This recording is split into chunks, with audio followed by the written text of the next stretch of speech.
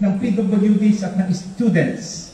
At bibigyan din natin ng protection din naman ang ating transportation group. Ano po, vice versa, bibigyan natin parehas ng mga proteksyon. Ano po, at dito po, ito ang nilalaman ng ating pong panukalang batas. Kaya po, kayo pong lahat, mayroong CP, iisa-isahin po namin ito by section. Ano po, at by section, pwede na po kayong tumayo. Once na ma-acknowledge natin, pakitaas lang po ang kamay. Please state your name, your position, and your organization. Ano po? Salamat po. So, Sir Carlo, proceed na po tayo sa ating pong reading ng ating proposed ordinance. Thank you. Proposed Ordinance Number 16/26 entitled, An Ordinance Mandating the Posting of Fare Matrix or Guide in every public utility vehicle in the province of Marinduque, with emphasis on the provision of 20% discount to senior citizens, students, and persons with disabilities, and the No ID, No Discount policy. Section 1. Short title. This ordinance shall be known as the Mandatory Fare Matrix Guide Posting Ordinance of the Province of Marinduque. Any more comment? Any comments from the group? Sa ating pong titulo ng ating panukalang batas. Okay na po ang ating title. So let's proceed to Section 2. Section 2. Legal basis and pertinent guidelines. A.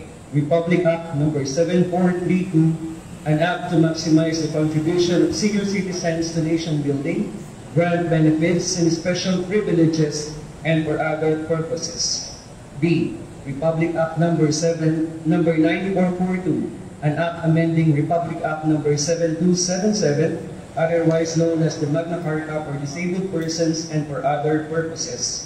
C. Republic Act Number 11314, an act institutionalizing the grant of student fare discount privileges on public transportation and for other purposes. D.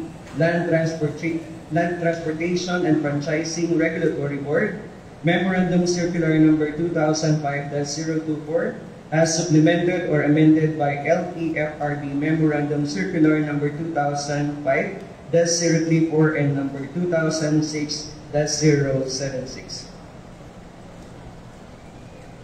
Meron po bang nais na linawin dito sa ating legal basis and pertinent guidelines under Section 2? Malayo po kayong tumaas ng kamay, huwag po kayong maihiya, ha? Meron po kayong nakuna o nais nyong idagdag.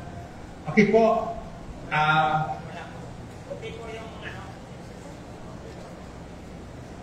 okay naman po, wala naman po kami na. Marami pong salamat. Sir Carlo, let's proceed to Section 3. Section 3. Mandatory posting of fare matrix or guide in all public utility vehicles. In compliance to LTFRB Memorandum Circular Number 2005-04 as amended, and in order to protect the interests of the commuting public, particularly the senior citizens, PWDs and students, all operators of public utility vehicles in the province are strictly required to post a fare matrix or guide in their respective units or vehicles subject to the following. A. The fare matrix or guide shall be approved and issued by the LTFRB. B. A photocopy of the fare matrix guide may be allowed to be displayed in all PUVs, provided that the original copy must be properly kept and presented to proper authorities when requested. C. The fare matrix or guide shall include therein the grant of 20% discount to senior citizens, PWDs, and students. And D. A no ID, no discount policy shall be implemented and posted in a conspicuous area inside the PUV. Ayan. Malaya po tayong tumaas ng kamay para ma-acknowledge. Yes, Sir Marvin Plata from Marinduque State College is recognized.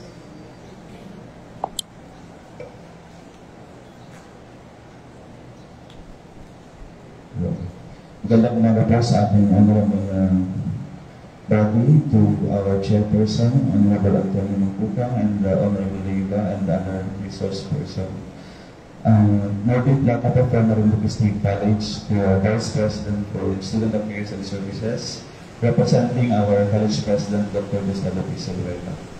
So we have 10,100 plus students in MSc, and more or less 9,000 are from Marinduque. And based on our survey, we have 77%.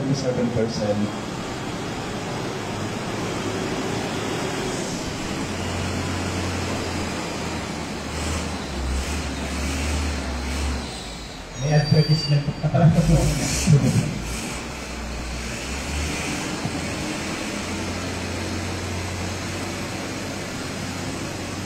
Sir Martin, ulit lang po ulit. Kasi hindi natin nagiging kanina. So sabi ko po kanina, meron po kaming 10,100 plus students sa Marinduque State College.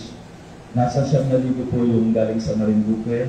And base sa amin pong survey, 77% are taking the public transport, meaning jeepneys, bicycles, and others. And this is one of the concerns of our students, paano po maliles ang kanilang mga pamasahe sapagkat ini-implement na po namin yung face-to-face classes. Although we have the guidance of CHED to implement other mode of learning such as online, hindi na po sila kailangan pumunta sa school, but we of course wanted our students to meet them personally so that we can have the very good delivery of our instruction. But yun nga po ang pinakang problema nila. And based on our surveys, majority pa rin po ng mga estudyante namin ay kailangan gumastos ng 200 piso hanggang 300 piso kada araw para lamang po makapasok sa school. So without prejudice, sabi po natin, libre ang kanila pong mga tuition, pero kulang pa din yun sapagkat mas malaki yung kanilang ginagastos sa pang-araw-araw. At isa po ito sa mga pamasahin nila sa kanila pong problema. So ang mapansin ko lang po dito sa section 3, dito based po dun sa binigay sa amin na po, it's only for the public utility jeepneys, but based on the readings of our good secretary, it is for all the public utility vehicles, including the tricycles. Kasi marami naman po talaga ay tricycle ang ginagamit, lalo na sa bayan, galing sila doon. So, ang isa pa rin po siguro na napansin ko, although minsan na lang po din ako mag-take ng public transport because of a private vehicle, pero siguro po if not included dun sa atin pong fare matrix, we could also include the matrix or additional information about how much would the passenger o yung nag-take po ng public ang ibabayad kung special trip. So parang hindi po yun ang nakikita din natin sa mga fare matrix po natin. Kasi may mga napapansin po tayo minsan, iba-iba yung sinisingil ng mga drivers kapag special trip. Ano po? Kung kapunta ka sa tabi, minsan may 70, may 100. Although alam naman natin na meron talaga pong fixed dyan. And also, the problem with fare during sa gabi po, mas parang nadodoblo na nag-repli kapag gabi. We understand the situation of our drivers na wala silang sakay pabalik, pero yung pong mga estudyante ay medyo kailangan din po sila kailangan po nila ng discount talaga kasi additional talaga, malaking burden po sa kanila. Naiintindihan po natin yung sitwasyon din ng mga drivers. Pero kung napapansin po natin, hindi lang po ang effect nito ay sa education. We still, meron din po itong effect sa ating tourism at isa po yun sa mga nakikita rin natin. Kasi pag nagpunta po tayo sa ibang probinsya, sa ibang lugar, based on my experience, kung isa lang ang babayaran mo, isa lang, kahit saan ka pumunta, basta yun ang kanilang tarifa. Wala silang special discount, wala silang special trip na binabayaran. For example, in Naga or in other provinces. Pwede hanggang 2 o 3, pero hindi ganun kalaki. So, I think meron siyang effect not only on the education, but also on tourism. Dahil iba-iba nga yung sinasabi ng mga drivers natin pagdating sa mga special trip. So, may mga kwento po na ganun. But siguro isolated cases siya, but that is something to be looked upon by our legislators and our regulators of the law, particularly on this aspect of transportation. So that's all, Mr. Chair. Thank you very much for the privilege to give our suggestion and inputs in this particular ordinance. Thank you very much, Sir Marvin. anymore? Sino po ang nais na ating pong i-acknowledge ang ating pong kasama, ang ating co-author, Honorable Jojo Leva. Thank you very much, Mr. Chair, and thank you very much, Sir Marvin, for that question. Gusto lang po namin linawin na public utility vehicles na po lahat ito. So, ibabagin na po ito lahat po ng public utility vehicles as agreed upon during the committee meeting, Chair. So, medyo nagkagaling siguro po ng topographical oral na ito po lahat ng coverage ng ating ordinance will be cover po ang public utility vehicle, all kinds of public utility vehicle. Thank you very much, Mr. Chair. Hello, maraming salamat, Bokal George Leva. Ano po bang nais na maglinaw sa ating Section 3? Malaya po tayong tumasang kamay. Doon po sa sinabi ng ating kasama, ano po, mula sa Marinduque State College, na paiba-iba nga ang presyo ng special treat. Noted na po yun, naka-noted dito. Ano po? Saka po ito nga, yung typographical error na PUJs at PUVs. Pero po ba?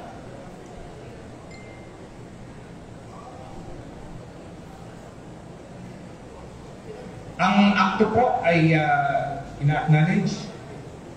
Pero ito lang po, yung mga sasabi ko, hindi po ba basahin muna lahat, tapusin mo na lahat itong mga seksyon bago tayo magpunta sa open forum. Ano po? Yun lang po, sige po. Meron po akong kapunin ko o mag-request. May kailangan po ang isang transport group natin dito sa Marinduque na kung pwede raw po ay atin na munang tapusin ang pagbabasa ng kabuuan ng panukalang batas bago tayo pumunta sa open forum o sa questioning. Sangayon po ba ang lahat? Sangayon po ang lahat. So Sir Carlo, please proceed. Thank you. Section 4. Penalties. Any operator found violating the provisions of this ordinance shall be subject to the following penalties to it. No fare matrix guide displayed, original or photocopy. First offense, 500 pesos. Second offense, 1,000 pesos. And third offense, 5,000 pesos. And petition for cancellation of franchise. Fake fare matrix guide displayed. First offense, 5,000 pesos. Second offense, 5,000 and petition for the cancellation of franchise. No ID, no discount signage displayed. First offense, 500 pesos. Second offense, 1,000 pesos. And third offense, 5,000 pesos and petition for cancellation of franchise. Failure or refusal to give discount. First offense, 500 pesos. Second offense, 1,000 pesos. Third offense, 5,000 pesos and petition for cancellation of franchise. Section 5. Implementing agencies and offices. The provincial government of Marinduque in coordination with the Marinduque Police Provincial Office and the Land Transportation WAC District Office, municipal police stations and highway patrol groups shall be implementing the provisions of this ordinance. Section 6. Separability clause. If any part, section, or provision of this ordinance is declared invalid or unconstitutional, other provisions not affected thereby shall remain to be in full force and effect. Section 7. Effectivity. This ordinance shall take effect upon compliance to the posting or publication requirement under the Local Government Code of 1991. Mr. Chair. Maraming salamat, Sir Carlo. So ngayon po, formal natin binubuksan ang ating pong talakayan.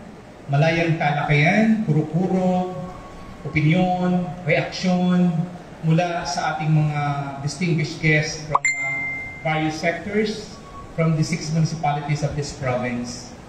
Malaya po kayong tumasang kamay para po ma-acknowledge. Yes, ang ating pong principal ng Sayaw National High School ay tinatawagan. Good morning po, correction, pwede po ako principal. Ano lang, at ako po ay pinapunta po ni Sir. Okay. Nais ko lang po linawin doon po sa section 3, letter A. The fare matrix guide shall be approved by and issued by the LTFRB. Sir, nais ko lang po malaman kung paano ba nagbibigay ng per matrix guide yung mga jeepney or tricycle na malalayong area? Ano po ang basis nila? Yung bang kilometer na pinapupunta ng mga jeepney? Kasi po, sa pagkulang po talaga, sa amin sa Sayaw, medyo ako di ako nang masahe kasi ako po sumasakay sa private vehicles. Pero ako po naaawag sa aming mga nagabiyahe na dati po ang pasahe sa amin ay 50 pesos. Then nung nagkaroon tayo ng pandemic, ay limited lang yung aming pasahero. So 10 lamang yung sumasakay sa jeep. So nagdagdag po sila ng 10 pesos, which is 60 pesos. Na ngayon naman, ay punuan na yung sasakyan, ay hindi pa rin nila binabalik yung dating pamasahe. Kaya lang po ang concern ko. Maraming salamat po. Ang ating pong Pangulo ng Transport Group ng Marinduque ay tinatawagan upang linawin.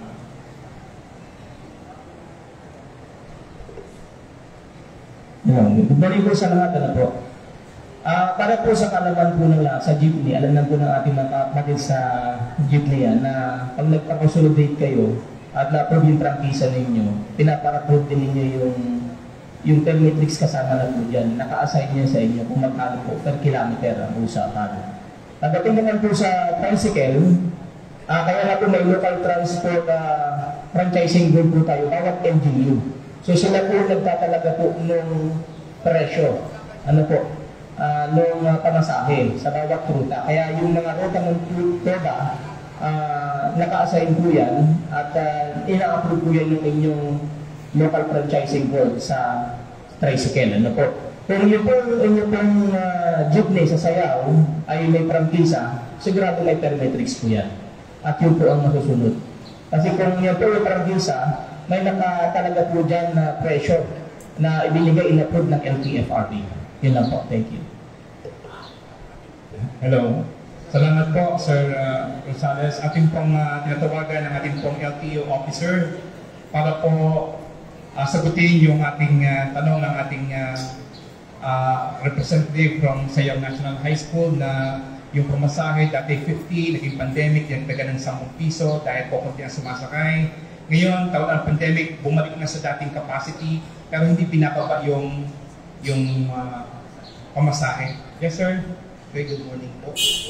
So siguro dito sa section 1, idadagdag natin yung MTFRB, yung Municipal Transportation Franchising Regulatory Board, na siyang nagtatakda ng pamasahe para sa mga tricycle. So ang sakop lamang ng LTFRB ay jeep at yung mga UB Express. Sir, clarification po. Sa section 3, letter A to I. Section 3, letter A. So kaya itong pagkukumpute kasi ng LTFRB ng pay matrix ay nationwide. May basis sila. Sa isang, in every kilometer ay 9 pesos. Na batas may dadagdag na sa in every sunusunod na mga kilometro. So kaya nga ang panukal, una nating pag-uusap ay pinarapangkala ko na pag-aralan kung talagang nababagay na angkop pa rin ba ang nationwide na pasihan para sa pagtatakda ng pamasahe dito sa Marinduque. At kung bakit hindi ito nasusunod o masusunod na mga pampasahero ng jeep. So kasi nga, kung babasihan natin yung national law, mas mataas yung penalidad. Kung LTO ang manghuli gamit ang temporary operator's permit, 5,000 po ito para sa first offense kung wala po tayo nakapaskil na pay matrix. So ang tanong lang kasi sa ating mga public utility jeepney operators, kung nakakuha na ba tayo ng pay matrix, at pangalawa, kaya ba natin itong sundin? So kaya nga nandito mayroon tayong public hearing para mapakinggan din ang inyong hinaing, kung kaya ba or masyadong mababa or paano yung gagawin natin para itong implementation ng ordinansang ito ay masunod. So hindi ko lang alam kung pwede rin na magtakda ang probinsya ng matrix na sa buong lalawigan na ipapa-aproba sa DFRB. Thank you po. Thank you very much po, sir. Sir Carlo, any words? Noted po yung recommendations ni Sir from LTO. Section 2, letter E. Ano po? To include MTFRB. Ano po? Section 3, letter E po. So the pay matrix guide shall be approved and issued by the LTFRB or the MTFRB, whichever is applicable. So kung jeepneys po siya is LTFRB, kung mga tricycles po is MTFRB. Under Section 3. Section 3A po. 3A. Okay. Yes, Honorable Georgia Lema is recognized. Dapat din natin idagdag yung concern ni Sir Marvin about dun sa special treat kung magkano talaga kasi panagubago yung nailagay din dun sa matrix. Kanina po tayo mag-request po sa LTO first. Sa MTFRB na yan. So susulatan po natin yung mga MTFRB. Noted po.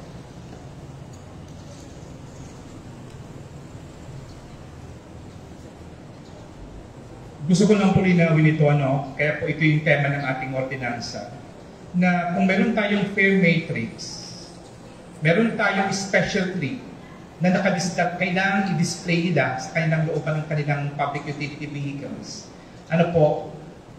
Ay gabi man yan o hindi, wala tayong repeat, yun ang price niyan. Or pag sila ay nag-violate, nandito na po yung violation, nandito na yung ito na yung mga penalties natin na subject sa kanila for disciplinary or penalties. Malaya po tayo mula sa from ACTO. Yes, sir. Magandang umaga po. Ako po si Norberto Durali from Barangay 4, Buenavista. Ako po ang presidente ng asosasyon ng jeep sa amin sa Buenavista Jeepney Drivers Association. At sa ngayon din po ay ako presidente ng ACTO, Marinduque Chapter. Ang medyo kulang ko lang po dito sa ACTO, hindi pa po ako nakakapag-accredit dito sa governor's office. Yun lang po. Pero ang napuna ko po, maaaring tama nga ni si Sir from NAC, na may mga estudyante po na nagreklamo kung bakit medyo overpriced yung singil sa kanila. Ang mababanggit ko lang po doon, total, educated naman po sila. Pwede po nila at lahat po naman yata ng estudyante ngayon na may mga cellphone. Pwede po nilang picturean yung plate number. Kung hindi po nila makukuha yung pangalan ng driver or conductor, plate number na lang po. At doon po naman sa pagkakataon na yun, ang mababanggit ko lang po tungkol sa mga fair matrix, kami po bilang operator, o nung nasa batasang pambansa po, hindi ko inamin ako yung operator. Kasi may issue eh. Ngayon, kami naman pong mga operator ay pwede pong tumalima kung kami po ay patawag tungkol sa driver namin at konduktor. At ito naman pong mga penalties, sadya na po ito. Yung namang per matrix o yung taripa, hindi naman po yata kami rehistro kung wala po kaming taripa. Yun na rin po yun. Pero ang hiling ko nga po, tama po yung mga suggestion ng iba natin dito, mga case, na mayroon po talagang nalabag. Tulad din po ng kay Sir sa Sayaw. Ang pagkaalam ko po sa prangkisa ng mga jeep, tulad po ng nabanggit natin jeep at saka PUD, yung taong to taong. Yung pong mga tricycle ay taong to barangay to taong. Kaya po yung Sayaw to buwak, parang hindi ko po kayang ipaliwanag yun kung ano ang magiging sanction doon o maitulong natin sa operator ng jeep o driver para siya po naman ay kumita. Yun lang po at marami po ng salamat. Hanap na lang po naman. Well taken po, sir.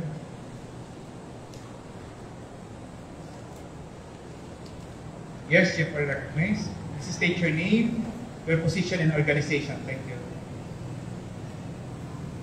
Good morning po sa Yes. Ako po si Joseph Rolioque mula sa Santa Cruz, na president po ng PWD. Ang concern ko lang po sir dito yung sa C, wala po dito yung nakasign po sa lahat ng jeepney kasi ako po yung nagmamarunong report na po. Hindi po napaprobahan na po yung PW sign language po doon sa jeep. Hindi po siya binibigyan ng treatment kasi po pag santo yung sasakay ako, may dispatcher po, ano po. Hindi po siya nabibigyan ng pansin. Pero bibigyan naman po yung informatics. Pero ang concern ko lang po, sana po yung sign language po ng PWD or PWD, ipatupad po. Kailangan po. Salamat po. Okay po, dun sa atin pong mga transport sa jeep, ano po, yun pong inyong sa side, right side po yung sa huli. Ano po, yung reserve seat for PWD, sa senior, ano po, ay hindi daw po na gagamit para sa mga senior citizens and PWDs. Ano po, at paunahan na lang, kung sino nakaupo doon, bata or what, ay hindi na po nabibigyan ng special treatment yung para doon sa special seats. Ano pong masasabi ng LTO dito?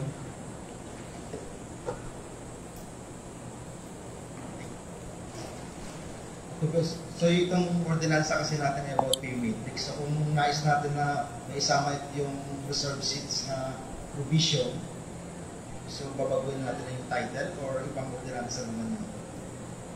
So as much as possible, yung ating mga public utility jeepney naman ay nire-require na mayroong signage para sa PWDs. So kung ito ay hindi nga na-reserve kapag sumasakay yung PWD ay so ito siguro isang violation ng jeep. Pero ito po ay mayroon ng national law. Sige po, may mga jeep na walang signage pa rin. So siguro sa pag-inspection ay isasama natin yan na dapat ay mayroong nakalagay na reserved seats for PWDs. At the same time ay masabihan yung ating mga jeepney operators and drivers na ipatupad po ito. Thank you po. Thank you very much, sir. Okay po. Kayo po muna. Then followed by Sir Marvin.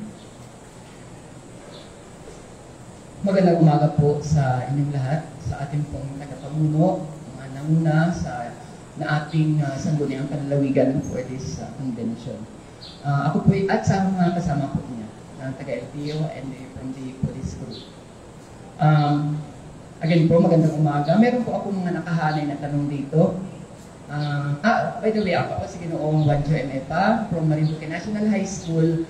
Tinatawan po ni Sir Nazareno at ako po ang receiving advisor ng student leaders of Marinduque National High School. Una po sa aking tanong ay ito. Doon po sa title na with emphasis on provisions 20% discount, senior citizen, student, persons with disability, kasama rin po ba ang a woman who is on her family way o sa mas kilala po sa tawag natin sa Pilipinas, isa pong nagdadalang tao. Kasama po ba siya sa dapat mabigyan ng discount? A woman who is on her family way. Kasi po nandalong tayo sa disabled, PWD. Wala pa po yata existing na... Hingin po natin ang opinion ng ating mga from LTO, from PNP, and from Transport Group. Yung tatlo po hingin natin po kung sagutin po ang inyong katanungan. Isa pa po, doon po sa PWD natin, siya po ba ay akma o angkop para sa lahat ng edad? Regardless of the age po. Basta po siya ay under dun sa kalagayan na yun. Isa pa po, talaga po bang ang isang special trip ay, let's say, ako going to church sa ating simbahan po. Isa lang ako nasakay ng tricycle, yun po ba ay isang special trip na matatawag?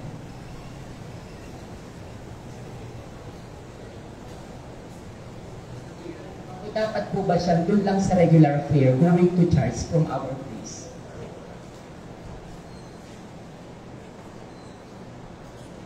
Ngayon po ay, kung depende po case-to-case basis na yan, sir.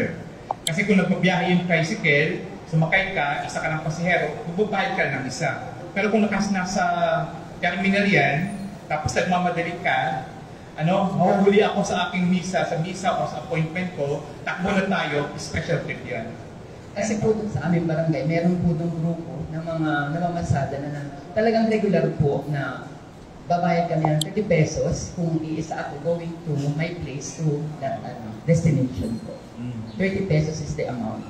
Parang katulad din po nung from the marketplace going to our place. Sa rin po ito, sa lugar ng sa bayan, kabayanan po, yan sa Buwak.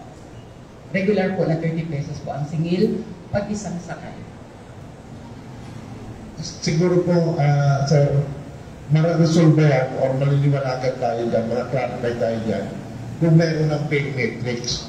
Kasi kung nakalagay na sa pay matrix, kasi ang unang-una sa pagpapaliwanag natin, ang tricycle ang nagbibigay ng regulasyon dyan ay ang sangguniang bayan. So, ang sangguniang bayan ang nagtatakda ng fare ng bawat tricycle. At sa pagkaalam ko sa mga tricycle, may mga route sila. Poblasyon to seaside, poblasyon to riverside. So yun yung sinasabi natin special trip. Kung ikaw ay isa lamang ang sakay at kinuha mo yung ruta ng poblasyon to halimbawa, Mataas sa Bayan, pagpalagyan natin, Mataas sa Bayan, at ang upa sa Mataas sa Bayan ay 10 piso, ang bayad mo ay yung full load noong So, yun yung nakatakda ko ng special trip.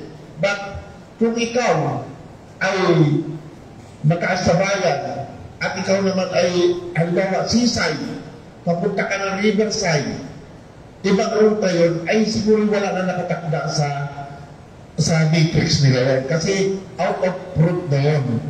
So, ang sagot dyan, ito siguro paglagay natin ng per matrix sa mga PU-based ang makakadetermine kung ilan talaga ang babayaran mo as a special trip.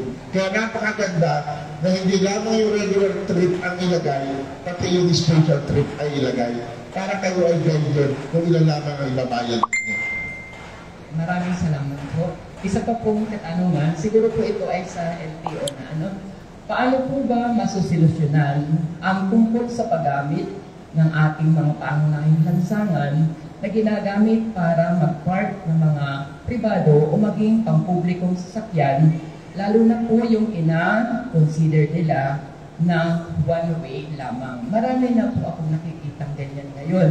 Isa pong halimbawa, kahit na po siguro sabihin ko dito, ay totoo naman po, ito pong former na pinalalagyan ng ating congressman. Yung pong street na yun, right after po na umalis yata from that office sa congress po natin, ay naging regular na po na siya ay parkingan going to Barangay Iso. Doon po sa likuan na end ng Marinduque School, yung pong mula yung kahabaan po ng bakod na yun, napansin ko po na talagang from 7 a.m. till 3 or 4 o'clock in the afternoon, siya po ay naging regular na parkingan na ng mga sasakyan. At isa pa po, dyan po sa may ATC, hindi pa rin po maalis na meron pa rin po talagang nagpa-park. Kaya ang isang mabisang aksyon na gagawin ng LTO about this, yung pong illegal na parking na po ba ang tawag doon? Okay. Salamat po, sir. Okay po. Para sagutin po itong parking ng ating mga private vehicles, dito sa ating municipal roads, provincial roads, national roads, atin po tinatawagan ang ating pong Officer Lopez, from Philippine National Police para sagutin ito. Maraming salamat. Thank you po, in behalf of my provincial director, Police Colonel Christopher Melchor, I am Police Lieutenant Colonel Lopez. So, thank you, sir. My purpose ay turing ko yung mga issues and concern. At yung issues and concern ay paparating ko sa aking provincial director. For sure, aatasan natin mga chief of police. So, mas particularly yung Buwak NPS, under the leadership of my classmate, Police Lieutenant Colonel Rampi Sabtula, bago pupuntahan ko na siya para may address yan. Siguro pag-uusapan yan nila ni Mayor niya sa sanggunian nila to address the purpose. Siyempre, yun din sigurado yung direktiba ng ating PD. Kung minsan yung ating mga private constituent dyan, they are doing the good business at yan ay nag-re-revenue sa ating local government. Somehow, pero kung may talagang strong resistance at marami ang magsasakit kaysa sa ilang mag-benefit, siyempre, doon tayo sa nakakarami ko. Thank you very much sa rest assured sa mga karating. At nandito po para itala at i-take note lahat ng mga issues and concern. Pagkakataon na po rito, ako po masunod sa aking boss at paparating ko po lahat at may address namin yung mga issues and concern po yan. Maraming salamat po, sir. Doon po sa question na wala bang limit yung edad ng PWDs kung matanda o hanggang bata doon sa ating discount. Ano po? As long na mayroon po siyang ID, ano po, at siya ay PWD, ay regardless po anong age, meron po siyang discount. Entitled for 20%.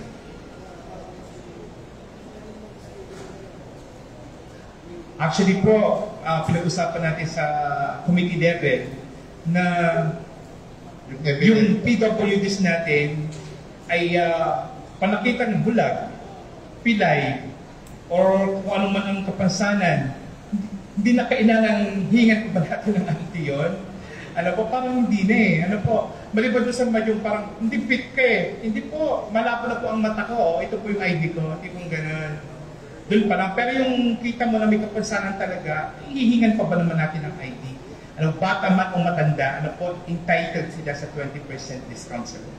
Thank you po. At doon sa buntis, natanong po ninyo yung unang question ninyo, kung kasama ba sa ating bibigyan ng pribilehiyo for discount ang mga buntis. Ano po, sino sasagot dito?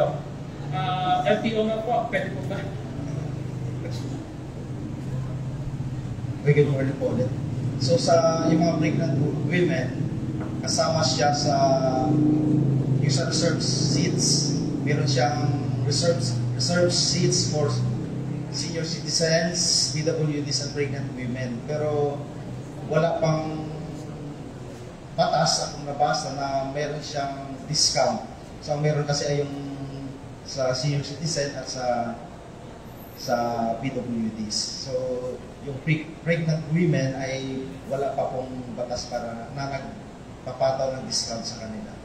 At the same time, sa parking issue, ang local government unit kasi ang tatakda ng kung isang kalsada ay for parking, pwedeng mag-park or ito ay one way or hindi. So, meron niyang kaukulang mga ordinansa ang bawat munisipyo, pero dito nga sa Buwak, so kung mayroon man existing na ordinance ay mahirap nga rin siguro ma-implement kasi nga may mga temporary talagang magpa-park para bumili sa isang tindahan. So, ganun pa man. So, ito ay may ibang ordinansa para dito.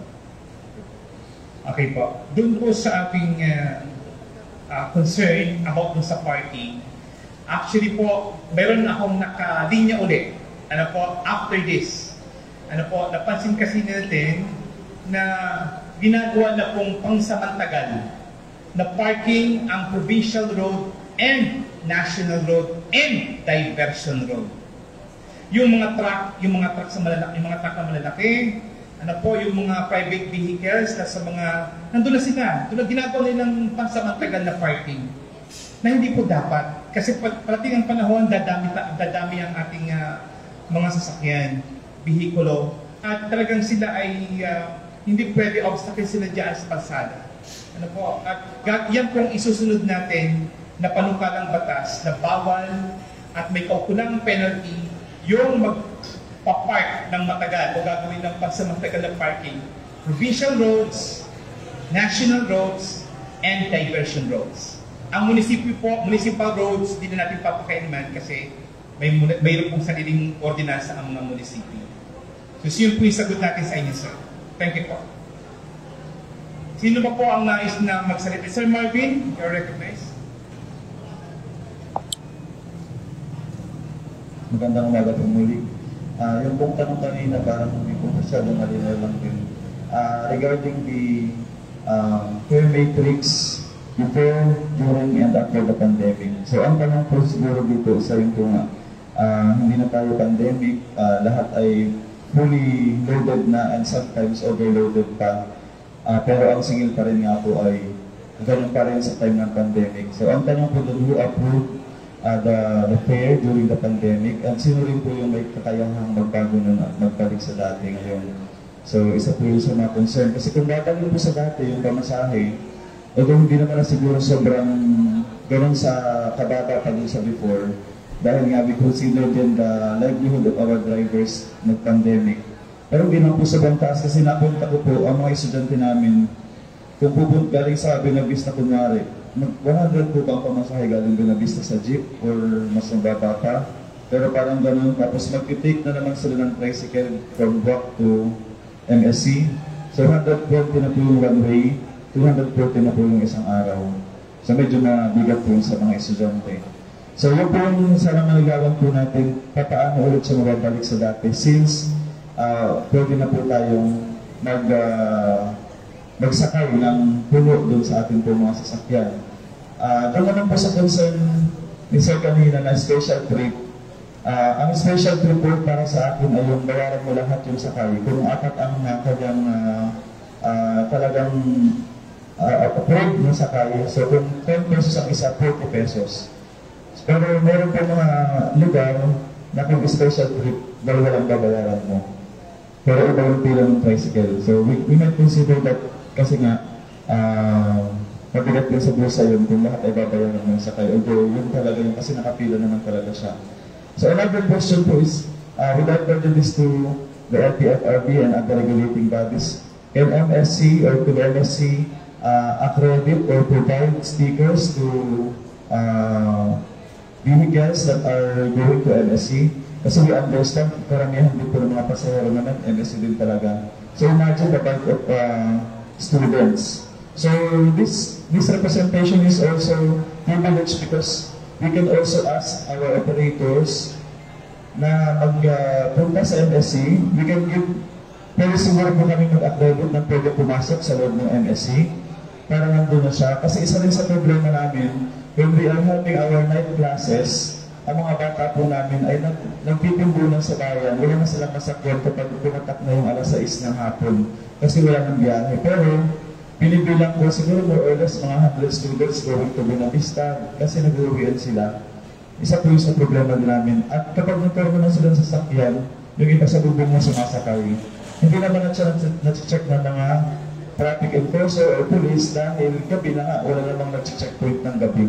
So medyo risk din sa safety ng mga estudyante po yun na may mga ganun. So sa amin nga sa MSC, as much as possible, ayaw po namin ang paggabi na klase, pero we have the limitation of classrooms and we tend to change the culture na talagang meron po mga ganung mga cases na hanggang gabi yung mga estudyante. Ang kailangan lang po namin ay transportation din as part of the student services. We wanted them to be safe going to and from our college. So ang tanong ko po, okay po ba sa amin na mag-accredit kami ng mga drivers?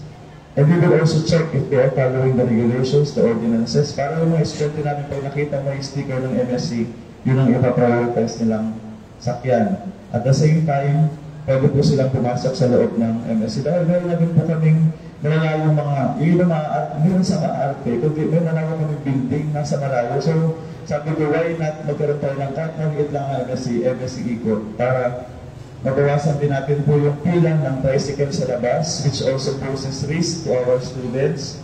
At pati mga jeep na pupunta po doon ay risky na din kasi hindi na rin nila alam masyado minsan kung saan sila magpapark, saan sila titigil. Pag umaga po ay sobrang siksikan doon sa harap ng MSC. So that is one point that we need to consider, and we are considering in Marinduque State College. Thank you very much. Okay, Sir Marvin, hindi lang yan sa main. Santa Cruz kasi walang space ang Santa Cruz, MC. Yes, sir. Torrijos may space, pwede pumasok sa taas. At saka Gasan, meron. Ako po baga. Okay lang naman, sir, yung estudyante sa Torrijos, they can manage, I believe. But in the main campus po talaga yun ang... Kailangan, kasi mahaba po, malaki na. Sagutin po ng ating kasama, Bukal Jojo Leva, yung iyong pangmatang. Sa teorya kasi na regulations, pwede ka mag-regulate kung nandoon ka sa premises mo. Kaya sa tingin ko, para magkatotoo yung magkameron ng realization, yung inyong papasukin ninyo sa loob ng campus ninyo yung mga, magkaroon kayo ng terminal, magkaroon kayo ng, yun nga, MSC ikot, yung mga ganun bagay, ma-accredit ninyo yung mga, pero kung mag-stay lang sa labas, parang hindi yata, pero napakagandang po nun, sir. Kasi accessible nga yung mga sasakyan, marami mag-accredit sa inyo. Mas maganda lang na may magandang terminal sa loob yung mga pangabas natin. Ibang tanong ay sasagutin po ng ating mga tatlong kasama narito. Okay po. So sa panukala kasi ni Sir, mayroong apektado ng mga sektor itong tricycle nga. So itong tricycle group naman ay pumunta sa opisina, bakit daw pinapayagan ng MSC na mag-park doon ang jeep? So samantalang ang LGU nagbibigay naman sa kanila ng prangkisa ng MSC to bayan. So meron isang sektor na apektado. At the same time, yung rutang gusto ninyo, in-approve yan ng LTFRB. Kung jeep ang gusto nating magruta doon, pumasok doon, mag-terminal doon, ay kailangan nilang kumuha ng permiso sa LTFRB. So, doon pa man yung transportation na problemang yan ay masisettle yan kung ang LGU, ang probinsya at ang munisipyo ay meron ng local transport route plan. Doon kasi ibabase kung bibigyan ng rota itong MEC to bayan, ganyan. Or kung walang approval sa FRB ng ganon, yan ay jurisdiction ng munisipyo kung ano yung, at yan ay sasakop lang ng tricycle. Ang alam po natin dyan ay meron ng linya ang bayan to MSC. Yun nga nasa labas ng gate ang parking. Ngayon, kung tingin ko po, katulad ng binanggit ni Bukal Jojo, na kung ang MSC mismo ang maglalagay ng terminal sa loob ninyo, kasi yun ay from labas ng gate, papasok ka ng MSC, nasa inyo yung jurisdiction yun. Ano po, tingin ko sa inyo dito, papasok lang naman eh. Ano po, kasi may linya na ang MTFRB sa tricycle ng bayan to MSC sa labas. Na nasa inyo po. So pwede nyo gawin yun na para pumasok sa loob. Tapos i-accredit yung sa loob lang yun. Yung talagang sinasabi nyo na may sticker, papatronize, hindi tatagay yung estudyante kahit gabi. Ano yun pa rin yung pamasahe nila. You can do it. Sino po na, Sir, ating from PNP at Sir Salas, pwede pong siguro po mas mainam din po may MOA between the transport group po. Siyempre for security reason, sarili pong compound yan at para ma-monitor din natin kung sino yung mga pumapasok yan. Actually, meron naman talagang dumadaan na po. Lalo na yung biyaheng Branacan Buena Vista via MSC. Nasa inyo naman po yun kung bibigyan nyo talaga ng permission na makapasok para sa seguridad din ng mga estudyante. And siguro po, doon sa other concern regarding po doon sa LTFRB, dahil hindi po natin masagot yan, yung ibang mga pulisiya, gaya ng dinatanggit po ng LTO, siguro po, bukan i-advance ko na rin po to invite our transport sector.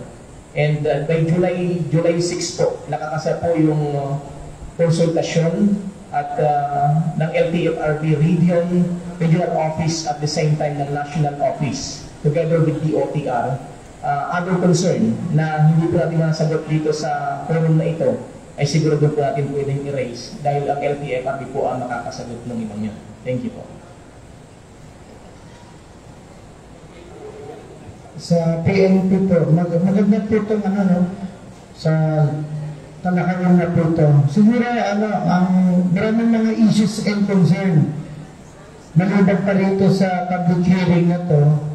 Meron na po bang GC ang mga transport group, PWD, senior citizen, so that if ever, kasi pag uli natin, di ba, marami pa rin, habang natutulog tayo nagpapahinga, marami pa rin mga wisdom, marami pa rin mga issues and concern po kayo.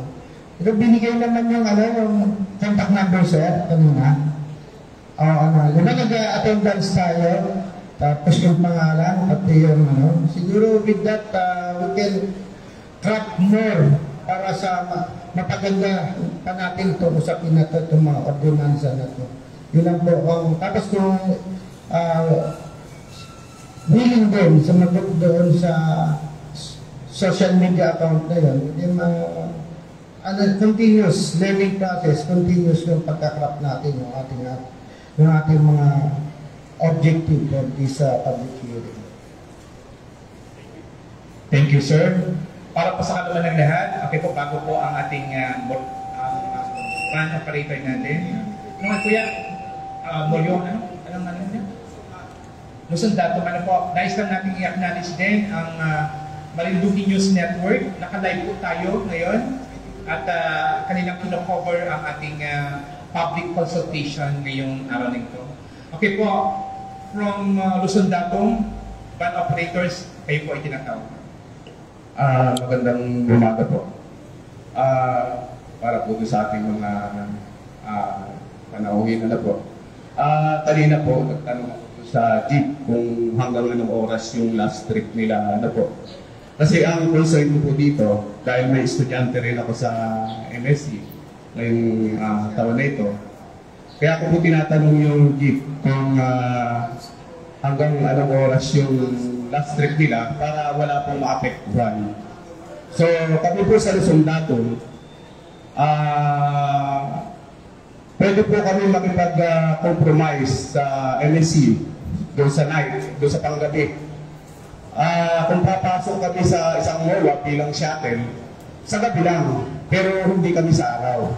Ibig sabihin, yung night classes nila, kung mag-uusap kami ng talagang magkakaroon ng MOA, pwede kami magbigay ng bag dito or shuttle sa gabi lang. Ang pag-uusapan na lang natin, magkano yung papasahe at kung wala kaming lalagay, bilang yung aming ibang ban ay ang prangkisa ay tourist. So, papasukin namin yung shuttle. So, hindi naman po siguro ganun karami. Ibig sabihin, mga 2 o 3 ban lang, sa night shift lang yun. Kung wala ng jeep. Kaya po kasi ang concern ko po dito, yung hindi maapektuhan yung jeep. Yun po yung akin. Pero, siyempre, bilang may estudyante ako, concern ko yung estudyante. So, yun lang po. Kung wala po kami lalabagin doon sa aming, pwede po kami makipag-nawa bilang shuttle sa night shift po. Yun lang po. Salamat po. Okay po. Napakaganda po ng recommendation, suggestion ng ating Luzon Datum van operators. Pat hindi po tatanggihan ng Marinduque State College yan. Kasi ang jeep, hanggang 5:30 lang sila, 5 to 5:30, umaalis na lahat. Ang tricycle, ilang tricycle na natitira, pero talagang marami ng night classes tayo, Sir Marvin, kaya kailangan na additional mode of transportation talaga sa MSC. Ito po ang kagandahan at nababalangkas natin ngayon sa ating pong public hearing ngayon, yung mga kailangan pa natin gawin at kailangan mga rekomendasyon at suggestion para mas maganda pa ang daloy ng transportasyon para magpagbigay tayo ng maayos na serbisyo sa ating mga mananakay sa ating lalawigan. Sino po ang nais na... Yes po, sir, paki-state po ang pangalan, organisasyon at posisyon. Salamat po. Isang pagpalang araw po sa ating lahat. Ako po si Ginoong Roberto Nas, Pangulo po ng Batang Federation o Gasan Tricycle Drivers and Operators Federation. Sir, itong akin po ay bali dalawang katanungan lamang. Una po, just a simple clarification doon sa matrix po ng Balalacan to Buena Vista. Ano po? Kasi po, kung mapapansin natin, ang taripa po ng Buena Vista Balalacan is 85 point something ano po. Yung respect po doon sa mga jeep. May kopya po ako ng matrix ng jeep. Ito po ay nilabas noong October 3, 2022. So, parang hindi po na-observe yung pagpatupad po ng tamang taripa. Kasi po, hindi naman siguro katwiran yung sabihin nating sahod barko. Ano po? Kasi po, kung mapapansinin nyo sa Lucena, yung mga bus, going to Manila, kung ano po ang itinaklag matrix, yun po ang binabayaran natin. So, ang tanong ko po ngayon, yung mga sumasakay po ba ng Balalacan to Buena Vista o Gasan, magkano po ang binabayad natin? Sa totoo lang po, magsasalita po kayo, para lang maintindihan natin kung ano po ang dapat gawin, ito ba ay pinapayagan, o kung ano po ang dapat gawin, para lang po dun sa win-win-win solution. Ano po? 200 po, Buena Vista. Balanacan, Buena Vista. Okay. Sino ba po? Gasan area po? Buwa kaya? Buwat sa Balanacan, 100 pesos. Okay po. Sa amin po sa Gasan, sa personal ko experience, 150 ayaw pang tanggapin. At 200 daw po. So sabi ko, masyado na rin malaki naman. Ay kung nga sundin po natin yung matrix, ay ano po kaya, yung o paano po ang sistema? Para lang po lahat naman ay masaya. Kung magdagdag ng kaunti, wala naman po problema. Huwag naman yung masyado po mahal. Kasi yung 200 po mabigat na sa bulsa yun. Hindi ka na po makain, pagaling ka ng buwan ng Maynila, kung ikaw ay tipid. Yan po. Okay po. Sir, linawin ko lang po, kayo po ang presidente ng TODA ng Gasan. Federation President. Federation po, at tricycle po ito, no? Yes po. Sa tricycle. Ang concern po ninyo ay yung pamasahe ng jeep. Yes po, dahil kami po ay sumasakay din ng jeep. Ng Buena Vista, Gasan to Balanacan, Yes. vice versa. Yes po. Okay po, ang presidente po, Sir Rosales, pwede po pang sagutin ka? Tama po yung hawak po ni Chairman, Federation, talagang 85. Yun yung yun yung napag-usapan natin kung nakaraang hearing na may mga concern din na pinaparating sa atin naman yung mga jeepney driver and operators na napag-uusapan din. Yung binabayaran naman sa Balanacan na terminal fee na 300. Tama po ba? O 500. Ngayon, ang ginagawa naman ng mga driver operator, ikinakarga naman doon sa mga mananakan. So talagang dito po, malaking usapin po ito issue. Kaya nga po nasasuggest nga po noong nakaraang meeting na maglagay siguro ating pamahalaan palalawigan ng isang public terminal para hindi tayo nagabayad sa isang private terminal. Kasi karapatan din ng private yun. Ngayon, kung hahanapan nyo naman sila ng bukas, inag-usapin naman yun. Kung legal ba yung kailang terminal doon. Pero kung meron talagang public terminal doon sa Balanacan na mas maliit yung babayaran, talagang wala na may re-reklamo. Wala nang magiging butas ang mga driver at operator. Ano po? Yun din yung ating tinitingnan. Dahil ang concern naman ng mga driver operator, isang balikan lang yung biyahe po nila. Ano po? At pag minamalas-malas pa at walang pasahero, talagang hindi po sila nakakabawi. Ano po?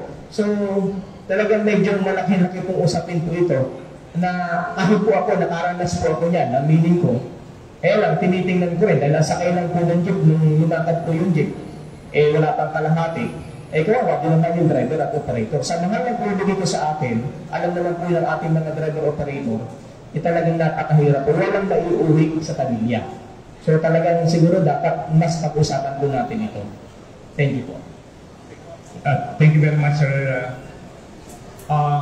Doon po sa inyong tanong, pag-uusapan po natin ito ng separate forum magkakaroon po tayo ng summit, papatawag tayo ng summit, lahat kayo, para pag-usapan natin lahat yung mga indifferences, lahat na kailangang bigyan ng solusyon, once and for all, para maayos natin lahat ito. Lahat ng mga clamor ninyo, lahat ng complaint ninyo, gagawin natin ito sa 2-day summit, i-schedule po natin yan. At doon po sa problema natin sa Balanacan, kasi nga nagbabayad kayo ng parking ng 500 pesos, tama po ba doon?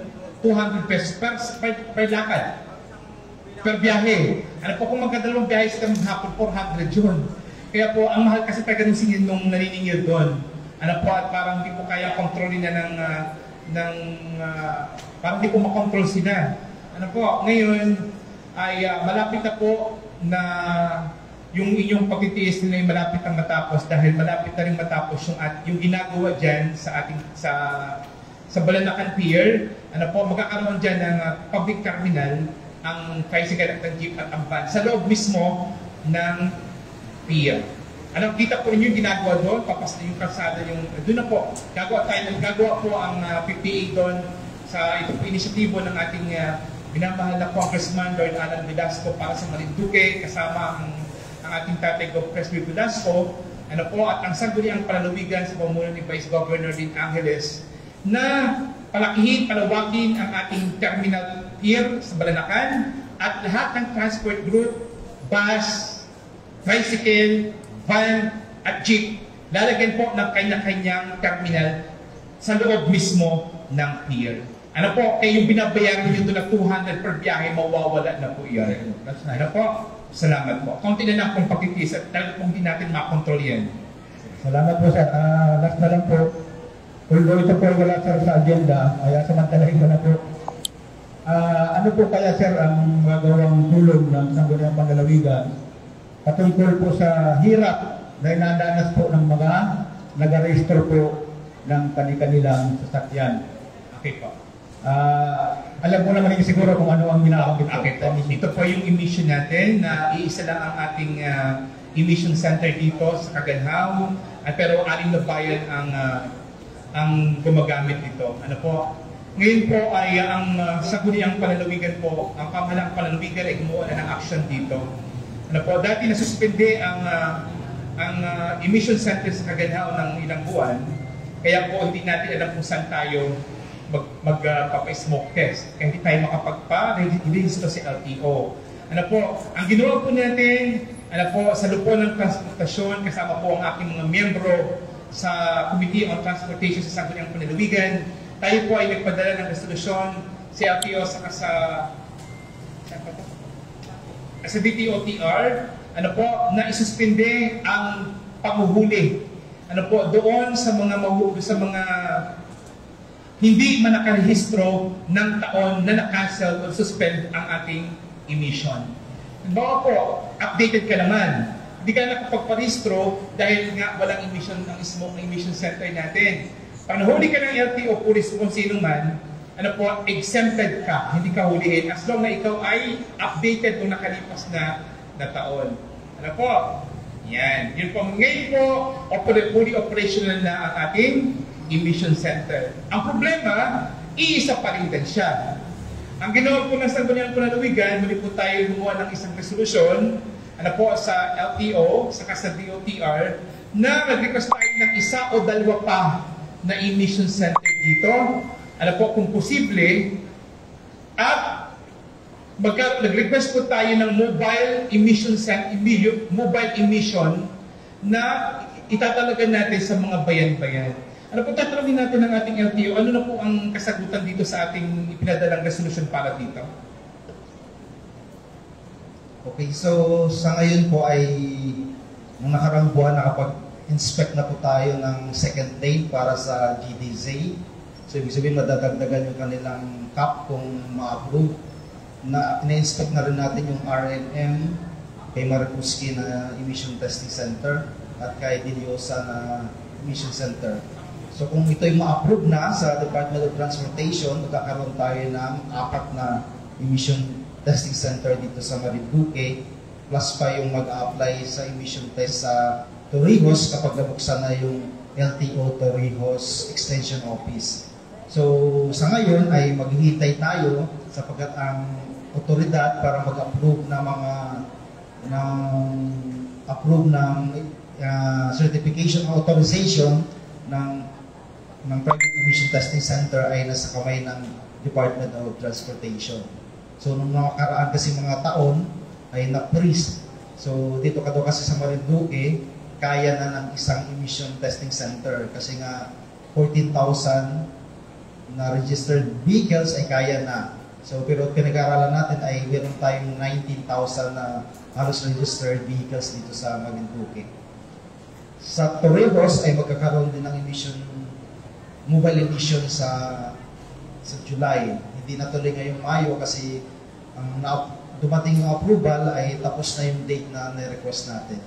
So kaya nga yung pila ay medyo mahaba pa, medyo magtitiis pa tayo ng konti, pero nagawa na ng LTO Buwak kasama ng Sangguniang Panlalawigan yung lahat ng paraan para mas expedite yung approval ng mga emission testing center sa pamamagitan ng recommendation. At the same time ay yun nga, yung nag-request tayo ng extension ng validity, may mga request for huwag mo nang manghuli, pero sa panghuhuli kasi kapag talagang matagal na hindi naka-emission test ay naka-rehistro ay talagang tinutuloy yan. Pero as much as possible sa tulong po ng ating Sangguniang Panlalawigan at ng ating provincial government ay siguro sa bago matapos ang taong ito, hopefully kung masusunugan pa ulit ng another resolution ng Sangguniang Panlalawigan na ma-expedite na yung approval ng mga pending application ng ating mga kababayan na gusto din na tayo ng negosyo dito ay sana ay matulungan tayo. Pero yun, siguro hopefully bago matapos ang taong ito, meron tayong 2, 3 o 4 na emission testing center dito sa Marinduque. Thank you po. Nabingig po ninyo. Ano po? So, uma-action po ang Sangguniang Panlalawigan dyan po sa problema natin dito sa Marinduque. Ano po, hindi po tayo tumutulog sa pansitan. At yan nga, talagang problema ng lahat ng ating mga bihikulo. Ano po, at ngayon po, nabingig ninyo, by end of the year, most probably, ano po, magkakaroon tayo ng 4 na emission center, maliban pa sa mobile emissions sa ating lalawigan ng Marinduque. Ano po, at doon sa request ng ating LTO officer na another resolution ulit, ng Sangguniang Panlalawigan, to expedite the process, ano po, ng request natin sa DOTR, si LTO, gagawin po rin natin yan, ano po, muli, ang lupon, ang Komite ng Transportasyon sa Sangguniang Panlalawigan ay muling magpapatibay ng isang resolusyon o kapasyahan para hilingin muli sa DOTR and LTO na ma-expedite yung process ng ating kahilingan. Maraming pang salamat. Any more? Yes sir, from ACTO. Magandang araw po ulit. Siguro naman po ay ano ko lang, yung pong mga buntis, kasama na rin po yun sa mga senior citizen o PWD. Kaya ayun po. At saka sa amin po, meron po kaming virus na ginawa. Nakasama po doon yung kung saan sa virus namin ay kasama yung mga discount ng mga ganun may kapansanan o buntis. Yun po yun. Tungkol naman po doon sa imisi, doon sa paghatid ng pasahero, parang kaya pong gawin ng mga driver o operator. Kami naman po nakikisama doon sa mga tricycle driver na kung tawagin ko nung una pa man kahit sa Maynila, eh may kaldero doon po na dapat lagyan ng bigas at makain. Kung kami po ay mabiyahe doon, sa kayo yung jeep, yung pasahero, yung estudyante, kawawa naman po yung mga tricycle driver. Kaya ang gawa lang po namin, tulad po ng jeep namin, Buenavista to Balanacan, kung may sakay po kaming pabalanakan, dito lang po namin inababa sa National Road. Ganon din po. Doon po naman po doon sa nalabas na Balanacan ang signboard namin, pero 2 lang o 3 yung estudyante na tuloy namin dun sa EBC, kami po nahingi ng paumanhin dun sa mga sa mga estudyante na kung pwedeng mag-commute lang sila. At kung tungkol naman po dun sa singil na pamasahe, ay parang ang may responsibilidad na po noon o may pananagutan sa batas ay yung mga nag-overprice ng paningilutod ng mga tricycle driver. Yun lang po. Tungkol naman po dun sa at ito po yung malaking pasalamat po namin sa narinig namin sa inyo na tungkol po dun sa motivation dito sa atin sa Marinduque. Kung hindi po ako nagkakamali, 2 beses pa suspende itong kay Red. At hindi po ako nagagawa ng sarili. Kung hindi po ako Marinduque chapter ang nag-follow up sa LTFRB sa Manila, para matagal po. Kung ako po natatandaan ni Sir, ako po yung nagpunta sa opisina ng LTO at kinumusta ko kung anong status na. Nung September 3, 2022, na-suspended. Na due yung suspension ay December 3. Kung hindi ako nagkakamali, January na yata ako pumunta. Napahiya pa ako kay Sir. Hindi na namin problema yun. Tapos na yung kanilang suspension. Bakit hindi sila nag-cooperate? Kasalanan na nila yun. Kaya po, maraming salamat po tungkol dun sa aksyon na magkaroon po ng another center dito ng mismong division. Nagbunga po yung usapan namin ni Vice Governor Angeles sa amin sa Pinapista nung mag-OTT yung mayor dun sa amin at mga sangguniang bayan. Hanggang sa kasad po, nagkausap kami. Yun din po ang naging topic namin. Ako po ay nahihiya din at baka sabihin nila na makulit ako. Pero yun pong katiwala dun sa mismong commission nakiusap sa akin at nandito ko sa cellphone ko yung pakiusap na pakitulungan ulit. At last na po ito, siguro dun po sa nabanggit po ninyo, Sir, at maraming salamat po. Kung hindi po ako nagkakamali, ako po malakpak. Ako lang. Gawa ng yung problema namin sa Balanacan na bago ka po makabitaw ng pilahan ng Balanacan, 500 pesos po, ulitin ko. 500 pesos, 200 po dun sa parking area, full boy po yung 300. Na kung saan po yun na dapat, kung hindi po ako nagkakamali, nung mag-pandemic po, wala na pong bumiyahe mga sasakyan kasi may madalang ng pasahero. Bilang presidente po, pinuntahan ko po yung presidente ng asosasyon ng Balanacan. Pinagbigyan po naman niya ako ng motorisasyon na ako yung makipag-dialogo dun sa may-ari ng lote. Kaya usapan po namin per trip, 50 pesos. Nang mag-take over po yung anak, 200 na po. Kaya po kami ay lubog na nagpasalamat sa inyo pong sangguni ang panglalabigan na naaksyonan na po na sana po ay madating yung oras na naandun kami sa loob. Baka mura-mura na po yung aming pamasahe na singilin. Kasi yung po ulitin ko, yung 500, inakarga po talaga dun sa mga driver, sa mga pasahero. Tapos po dun sa pasahero, pag 2 o 3 po yung pasahero, lugin-lugin naman po yung mga driver, nag-aantay doon ng mga 24 oras o 36 oras. Matakbo ng 4 o 4, lugin-lugin po. Kaya po nangyayari na doon na po napasok yung kontrata na kausapin na po kami talaga nung sabihin po namin yung side namin na kami po yung 36 hours ang naroon. Yung side po namin nasabi. Kaya po sila namang yung mga pasahero na ang nag-over naman na sige, mabayad na kami ng kahit doble o sobra pa para may hatid lang yung kami. Magkano po yung, tinatanong din naman po kami doon. O ilan ang sa isang biyahe nyo, magkano? Kung 100 po, doon po sa 85 pesos, ang nabanggit ng ating kasamahan din presidente, tama po. Pero gawa po namin doon 100. Kasi doon po nga sa, yung nabanggit na rin po nyo na inakarga po yung galing doon sa Ulboy at saka sa parking. Kaya po yun na, alam po namin na may nilabag kaming violation o batas. Pero kami po naman ay nahingi ng pangunawa sa lahat na nahin po ngayon na sana po maunawaan din yung mga operator o driver. Yun din po. Kaya din po rin po sa may nabasa po kami din na operator palagi yung naka-involve. Kahit yung driver, tama po. Kasi doon sa driver ay criminal case lang yung driver. Yung liability po ay doon sa operator. Yun po paliwanag po kay Sir. Talagang liability po namin yung mga problema. pero doon sa terminal, driver lang po. Maraming salamat po. Siguro po sir, uwian na to. Maraming pong salamat. Okay po, i-county na lang po ito.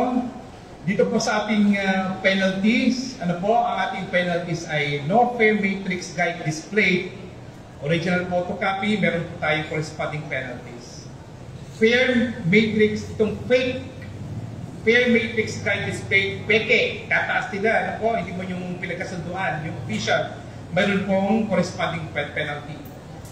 Yung no ID, no discount signage displayed, alam, sticker po yan sa loob ng jeep, tricycle, o ng van, meron din pong corresponding penalty. At failure or refusal to give discount, meron din pong corresponding penalty. Okay po ba sa inyo yan? Okay po yan. Sa kabuuan po, sumasangayon po ba, pabor po ba ang grupo mula sa 6 na bayan na lalawigan ng Marinduque, mula sa iba't ibang organisasyon at mga institusyon sa ating pong panukalang batas na mandating the posting of fare matrix guide in every public utility vehicle in the province of Marinduque with emphasis on the provision of 20% discount to senior citizens, students, and persons with disabilities, and the no ID, no discount policy. Sa ngayon po bang lahat? Pakitaas po ang kamay. Okay. Sige, sabi po ng ating vocal ay by sector daw po para mas maliwanag. Okay po. Sector from the senior citizens, pakitaas po ang kamay kung pumapayag. Okay, Tita Hedro, magsasalita. Okay po, you're recognized po. Hello, magandang umaga po sa inyong lahat. Ako po ang presidente ng Federasyon ng Marinduque ng Senior Citizens. In behalf of all the senior citizens of Marinduque, kami po ay lubos na nagpapasalamat sa ating proponent ng ating ordinance, Bukal 3, Manghukang, Bukal Leva. At unang-unang pong mabibigyan ng benepisyo ay ang mga senior citizens. Ang akin po lamang ay sana naman po ay pag minsan po nagkakaroon ng ito yung nagahulihan sa mga may mga lisensya o wala dahil ako nagko-commute lang from Mongkok to the capital ay pwede po kayang gawin din nating mandatory na hulihin din yung walang nakapost na matrix doon sa kanilang tricycle o dahil matanggi yun na yung wala silang kawala. So, pwede po bagang i-check din kung lahat ng mga tricycle ay may nakapost na yung ating pinag-usapan ngayong araw na ito. Yun lamang po at maraming salamat po sa inyong lahat. Maraming pong salamat. Narito po sa implementer natin dito. Okay. The Provincial Government of Marinduque in coordination with the Marinduque Police Provincial Office, MPPO, and the Land Transportation Office, LTO, Buwak District Office, Municipal Police Stations, MPS, and Highway Patrol Groups, HPG, shall be implementing the provisions of this ordinance. So ang cover po nito, jeep, van, and tricycle. Pag po wala silang posting doon, nakita niyo dito yung mga penalties, sila po ay subject for penalty. Kaya po susunod sila. Mabigat din po, 5,000 din yan. So thank you po sa ating pong Federation President ng Senior Citizens. So ngayon po, nag-signify na po ang ating Presidente ng Senior Citizens. Okay po sila. Ngayon po, from Transport Group, pakitas po ang kamay kung sumasang-ayon kayo. Yan. From tricycle, from Toda, and from van. From Academe. Okay po, sang-ayon. From you. Yan. From PWDs. Sang-ayon po lahat. Sino po ang tumututol? Wala po. Yung daw po nakaigip ang natutol.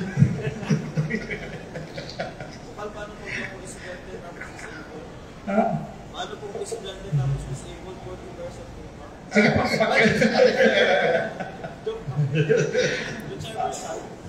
Yes po. Okay ma'am. Pakistate na po ang pangalan ninyo. At yung position at organization. Hello po, good morning po sa ating lahat. Hindi ko na po isa-isayin kung ano mga from PWD, President from Sana Tortorejos po ng PWD. Ako po si Kina Rocheliate. May okay naman po yung ating napag-usapan sa matrix kasi yung po talagang hinahanap namin yung sa mga tricycle, lagi po yun kasi hindi po talaga kami minsan nabibigyan ng discounted, lalo na po sa senior. At the same time po sana sir, kasi po bilang as barangay workers din po, na ano po ako na hindi po nababanggit ang sa solo parent kung kasama rin po dapat sa discounted as a solo parent po. Kasi nakakaawa din po yung department ng solo parent po, lalo po pag wala pong hanap buhay na maayos po. Para sa mga estudyante, yun na ako po. Maraming salamat. Okay po, marami pong salamat. Ano po, pag-aaralan po natin, para po yun ay sa mga buntis din. Ano po, wala pang batas na nakakasaklaw na sila po ay bigyan ng 20% discount. Ano po, pero tingnan din natin kung mag-research din po tayo dito kung paano yan natin mabibigyan ng pamamaraan para kahit pa paano may privilege din sila. Ano po? Meron po ba? Yes sir, from Sayaw. Good morning po sa inyong lahat ulit. Anas ko lang po linawin yung tungkol po doon sa fare matrix ng mga na-hire na tricycle. Kasi po, meron pa akong napagalaman sa amin na siyempre sumakay ka isa, babayaran mo yung halimbawa 250. Kung sumakay ka ulit isa, dalawa kayo sakay, tig 250 kayo babayaran.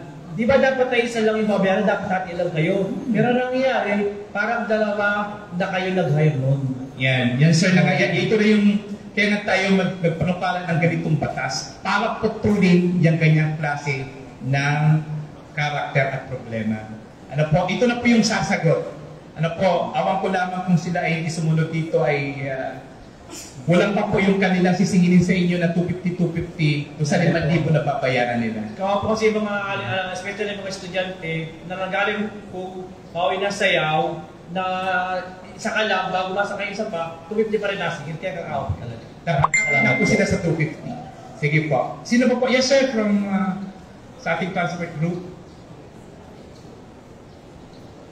Kung kailan huli, ano po, lalong nag-iinit, nagkakatay ko sa nung salita. Sige po sir. Good morning po sa inyo po lahat. Yung po Dr. Rodel Maneba, chairman ng ACTO, Committee Transport, OIC ng LTO, director ng Bay Beach Police sa Mr. sa media po natin. Ngayon po ay ibabalik ko po sana yung salita ng Balanakan na to 100 pesos na pumasahe at yung 300 do sa sa Polboy. Ngayon po ay ang lahat po ng mga driver operator ay membro po ng Balakan. Ngayon po ako hindi po nakakapila ng Balakan dahil yung katibala po doon sa Balanakan ay ang membership po ay 3,000. Katulad po, hindi po ako makapayag na magbayad ng 3,000 kasi ang kailangan talaga po dapat doon sa Balanakan po doon ay dapat presidente po. Ang gusto ko po sana i-appoint doon ang presidente ng ACTO na para ma-i-handle yung Balanakan po, yung paradahan po doon sa Balanakan. Kasi ngayon po sana mabigyan po kami ng pansin na yung bigyan kami ng certificate o authorization na mabigyan kami doon sa kasasa na designated area na makaparking yung mga driver na membro din ng mga jeep na hindi makapila sa Balanakan dahil po sa 3,000 po ang membro. Ang membership po, hindi naman po siya presidente. Nagbabayad po ang mga operator at driver na 3,000 po. Eh wala po naman siyang authorized na mag-singil sa driver operator ng 3,000. At saka doon po naman sa concern sa mga PWD, sa aking sa sarili ko po, lahat po ng disable sa akin sa jeep na sinasakyan po, libre po sa akin. Walang man-o-ano, lahat po libre sa akin. Pero sa iba pong driver, siguro hindi po ginagawa. Pero doon sa aking sa sarili ko po, lahat po ng PWD ay libre po sa akin jeep. Libre po, discounted? Wala pong discount, libre po lahat. Libre po ninyo? O, libre ko po. Ang galing naman. Ngayon po, sir, ay ikaw. Palakpakan natin sa sir. Ngayon po, ako yung nagbabiyahe ng Balanakan. Katulad doon, hininto ako na dito po sa may Balarin. Ngayon, ang isang door-to-door, uminto rin. Inaalok ng 1,000 na lang papuntang Balanakan. Ibig sabihin ko, kung sinakay ito pa sa iyo ko, siyempre, nirereklamo ko po sa NTO ito. dahil wala naman po silang prangkisa, kami pumunigyan na may prangkisa dito sa Marinduque, ang nagbabayad ng BAR at saka tax dito sa Marinduque, ay kami pa naman nawawala ng pasahero. Imbis na may hatid po namin yung pasahero doon sa Balanakan, nung dalawa, hindi po na maitid dahil yung iba, pinipick up na ng mga door-to-door. Yan po lang ang aking masasabi ko at maraming salamat po sa inyo lahat.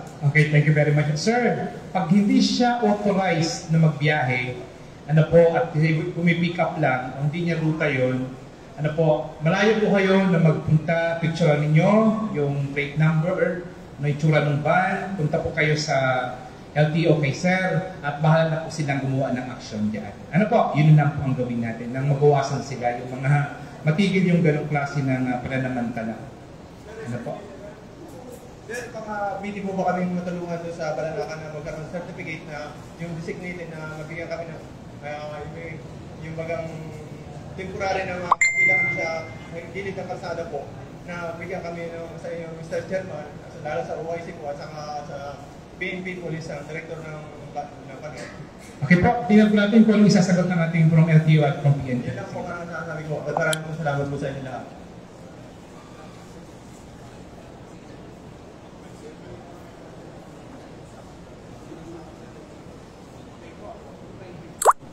Sige po. Sir, yung pang-request niyo ay pag-usapan na lang natin ng separate forum. Ano po, doon sa summit natin. Kasi ibang topic na po ito. Ano po? So, pag-usapan po natin yan. Hindi po natin alam kung sino ang, anong ahensya ang pwedeng magkaloob sa inyo ng certificate. Hindi po natin alam. Pag-aaralan po muna natin ito kung paano. Kaya po ay nakalimutan ko pagkakilala ng sarili ko po si Richard Nicolan, taga-ahensya po ng Kasang Marinduque. Ako po ang overall coordinator ng Acto Marinduque chapter. Ng Acto po? Opo. Okay po. Yes sir. Okay po. Sige po, maraming. Well taken po sir. Sige po, at muli po kayong ipapatawag, ano po lang ang transport group, ano po, lahat kayo, para po sa summit natin. Para din natin babalangkasin lahat yung mga problema ninyo. Para isa-isahin, i-address po ng sangguniang panlalawigan, ng pamanang panlalawigan, yung mga problema na yan. Ano po, para masolusyonan natin. Wala pa po ba? Yes sir, yung ating isang student. Yes. Good morning po sa lahat. Ako po si Joel Posas from ASTI, President ng Supreme Student Council. Gusto ko lang po linawin yung sa fake fare matrix. Paano po namin malalaman or ma-identify na fake yung nakadisplay sa kanilang sasakyan po na... Okay. Okay, ganito siya kasimple. Di ba regular naman kayo sumasakay ng biyahe? Alam niyo kung magkano yung palagi yung pinabayad. Tama. Kasi palagi kayo sumasakay araw-araw ngayon, nakita ninyo, ba't mataas? Iba to sa binabayad din yung regular. Doon pala alam niyo ng peke. Ano, picture niyo yung kanyang plaka, yung kanyang fake na matrix. Ano po, at nandiyan na, pinakamalapit na police station. Kahit nasa kanin bayan ka, ano po, kung nakita kang HPG, pinakita kang police o LTO officer, report nyo agad. Ito po, itong tricycle na ito, fake po ang matrix niya. Kasi ito pong binabayad namin, ang taas po ng matrix niya. Ganun lang po kasimple. Okay? Kasi po may na-experience po, nakalagay po dun ay 30 pesos, pero ang siningin po ay mas mababa po, parang 18. Ang siningin po sa amin ay 30 pataas. Kaya nagtataka po kami bakit iba yung nasa matrix kaysa doon sa siningin mo. Yan na nga po yan. Ito na yan. Pag ganun siningin kayo, automatic yan na. Report nyo agad. Nasa inyo na po, no? Kasi hindi naman natin alam kung sino yung mag-violate. Unless doon sa mga naka-experience mismo nung case. Ano po? Kaya kayo na po ang mag-report sa pinakamalapit na sa mga binanggit natin. Yes sir. Thank you po. Para po malaman natin na authentic yung pong matrix, ay kung suggest po na hindi ka sabing gayahin. Kasi po sa gasan, bukod po sa may tricycle, yung per matrix, bago po i-issue po yun ang secretariat ng Sangguniang Bayan, nalagyan na po yung pangalan ng may-ari. Bago po siya ipalaminate. So hindi po mapapeke. May tricycle po, may pangalan po ng mismong operator. Yan po. Thank you. Maraming salamat po. Yun, isa rin yun para makita nyo po na original o fake. Ano pa? So kung wala na po, maraming salamat po. Yes, Sir Marvin. Suggestion lang po, once that this ordinance is approved by the Sangguniang and concurred by our governor, may we request the copy of the ordinance that will be able to inform our constituents under our respective institutions. Thank you, Mr. Chair. Yes po, noted po. Papadalan po namin kayo lahat. Meron po pang gusto magsalita? Hahabol pa? So kung wala na po, yes sir, from ACTO. Inamungkahin ko po na sara na yung ating pagtutunan. Yes, Honorable Bukal Joleva, parting words. Sir po, ito po ay committee hearing. Ang magsasara naman po ay yung kasapi ng committee. Kaya, parang hindi po ako na po ang bumumukay. May sara na ang pagpipilong na ito. Ngayon kahit po nagtitignan natin public consultation ngayong umaga sa inyo pong lahat mula po sa Komite ng Transportasyon ng Sangguniang Panlalawigan, ano po bilang tagapangulo ng grupo na ito at ang ating pong miyembro na kasama na narito, Bukal George Leva. Sa inyo pong lahat, nagpapabot ng maraming salamat at mag-ingat po kayo papalik sa inyong mga lugar.